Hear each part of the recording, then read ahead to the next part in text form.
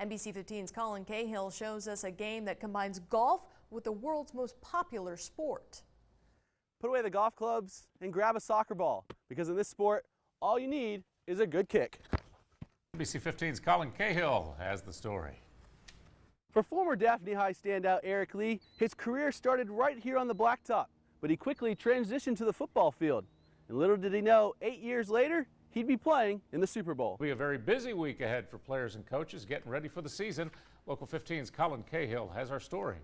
With the school year just right around the corner, teachers and students will be hitting the hallways at schools all over Baldwin County, but athletes, they've been hitting the field for the past few weeks now. There's a lot of unique things that brought the Junior College Men's National Golf Championships here to Foley, Alabama. But here at Glen Lakes Golf Club, it's something as simple as a pair of shoes. Friday nights in Alabama, they bring touchdowns, screaming fans, and unforgettable moments. But on sidelines just like these here, there are key members of the team that never see the field, never play it down.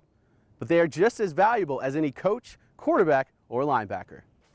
It's win or go home for the Auburn Tigers tonight in Oklahoma City. Game 2 of the Women's College World Series final against Oklahoma. A rocky start to say the least. Oklahoma 6-run second inning, and just like that, Auburn was down 7-0 early.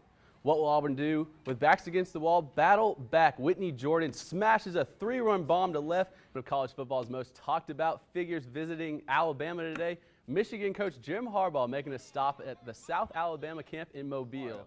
Back in the capital city, Lanier girls basketball coach Courtney Ward holding her annual basketball camp at Sidney Lanier High this week.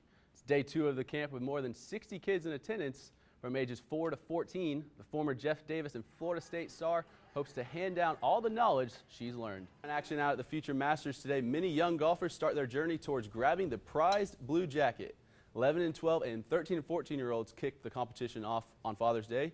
Reed Swigert, in his first Future Masters, has his dad right by his side, cheering him on the whole way. The two have found a love for golf over the last few years. Final round at the 116th U.S. Open, drama at Oakmont, a historic finish, one of the toughest courses on the PGA Tour. Let's start off with the drama on hole 5. This was a par putt for Dustin Johnson.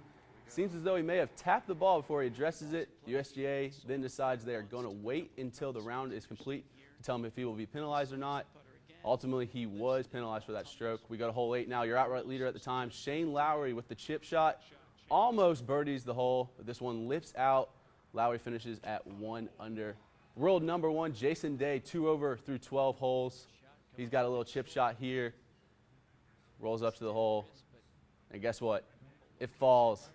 Fever Country football recruiting news now. Within the last hour, Brantley quarterback Jacob Free tweeting he's a Commodore.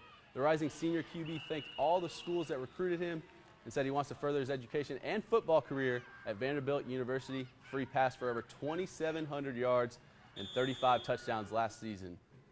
And it's a tradition at Carver High School, going on 12-plus year SummerSlam. Brings in schools from all over the river region today. Wolverine coach James Jackson says it's all about letting the kids back on the court and to get better. The purpose of it is just to get our teams together and see how they look during the summer months, and just allow them to play against teams around the, around the city and around the local areas, and just try to get some camaraderie going with these kids. They're going to see each other all season long.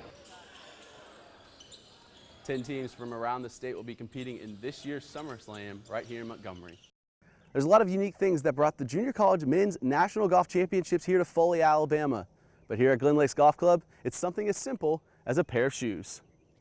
If you go in the water twice, you have to throw your shoes in the tree. And I think that is an awesome thing. It gives this course a lot of character. It was that same character that brought the NJCAA here to Foley, Alabama for the 2018 Division II Men's National Golf Championship. But the majority of the schools are in the Midwest. Well, coming south after the spring that a lot of us have had, this sounds pretty good, It was an easy sell for most of these schools. 21 different schools, in fact. 130 of the best junior college golfers have taken to the links over the past 4 days at Glen Lakes Golf Club. But the most popular thing that has been talked about on this golf course through the week, well, it had to deal with a pair of golf shoes.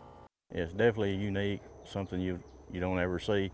Golf is, all serious, and this is a big event for the kids. It is serious, but this is definitely lighten the mood. The par 3 third hole on the Vista side of the golf course has been one of the toughest holes, with one day playing at 133 over par. So I can imagine the average just guy on the weekend out here playing may lose several pair of shoes on this hole. But when it came time to ask some of the patrons how they would play the hole, well, the answers differed. I would throw them up there before I went to the tee box. I step up here on this hole, I'm like, what are these guys doing? I'm gonna knock it on the green, make birdie.